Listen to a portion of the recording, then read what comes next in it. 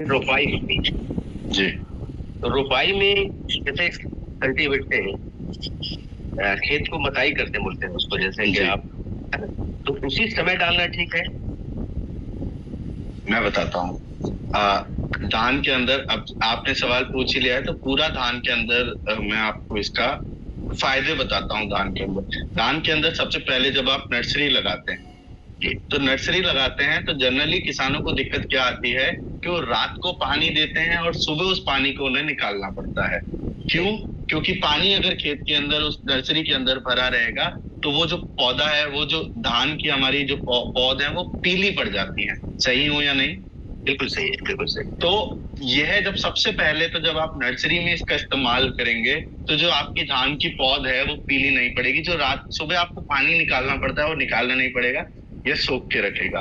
और जो आपकी पौध है वो 25 दिन, 30 दिन, 35 दिन में तैयार हो रही है, वो 20 दिन में तैयार हो जाएगी और बड़ी हो जाएगी। दूसरी चीज, जब पौध अपनी तैयार होती है तो जब हम उसे निकालते हैं तो जो जड़ें हैं वो उसकी टूट जाती हैं। क्यों? क्योंकि जो मिट्टी है वो कठोर हो जाती है। लेकिन इसका इस्तेमाल करने से जो मिट्टी है वो कठोर नहीं होगी, तो जड़ भी आसानी से निकल जाएंगी। अब तीसरी चीज जो आपका सवाल था, जब आप इसकी मथाई कर रहे हैं तो उस टाइम पे आप इसको पहले आप इसको छिड़क दें और उसके बाद इसकी पूरी मथाई कर रहे हैं। जब मथाई हो जाएगी तो मथाई में मिट्टी और पानी पूरा मिलता है अच्छे तरीके से, तो वहां पर ये प्रोडक्ट भी अपना अच्छे तरीके से मिल जाएगा। उसके और क्या फायदे होंगे?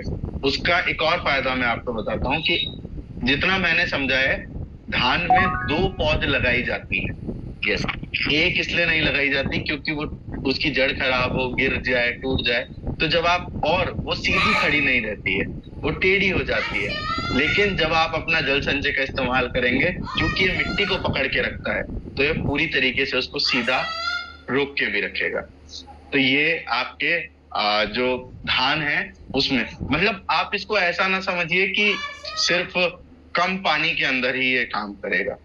यह पानी की जो साइकिल है, जो पानी की जो उपलब्ध कराने का जो तरीका है खेतों को, वो सही तरीके से सुचारू रूप से करेगा।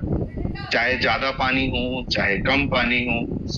मतलब मैं आपको एक एग्जांपल देता हूँ कि उन्नाव, अगर उन्नाव से कोई है तो यहाँ पर यूपी के अंदर एक उन्नाव करके जगह है, वहां पर हमारे किसानों ने जब इसका परीक्षण किया, इस्तेमाल किया, तो लगभग लगभग धान की फसल में 22% तक उनको जो ईल्ड है वो ज्यादा मिली। पानी, फर्टिलाइजर वो सब अलग रख के बता रहा हूँ। ईल्ड उसका कारण क्या था? जो किसानों ने बताया कि सर, जो इसकी जड़ें हैं वो ज्यादा गहरी गई हमारी, क्योंकि मिट्टी जो है वो खुल गई, जिससे जड़ गहरी गई तो पौधे का विकास पूर्ण रूप से हो गया। तो ये इसमें दो सवाल और है जैसे सर।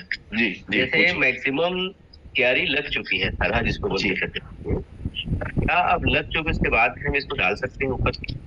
नहीं, जो आपकी अभी अभी आपकी ट्रांसप्लांटिंग हो गई है क्या? फिट नहीं है, क्यारी तैयार हो रही है। हाँ, तो जो क्यारी तैयार है अब उसमें कुछ नहीं कर सकते, ऊपर से क्यारी में नहीं डाल सकते। ट्रांसप्लांटिंग के वक्त हम इसे इस्तेमाल करेंगे अब।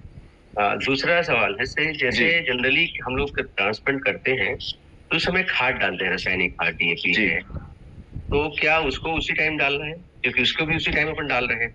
उसका, देखिए, इसका किसी भी खाद से कोई भी रिएक्शन नहीं है। हमने उसको अलग इसलिए रखा है कि होता क्या है कि जब कोई भी चीज मतलब सूखी है और वो उसको मिलाता है, थोड़ा गीला होता है, तो एक दिमाग में प्रश्न आता है कि खराब है क्या।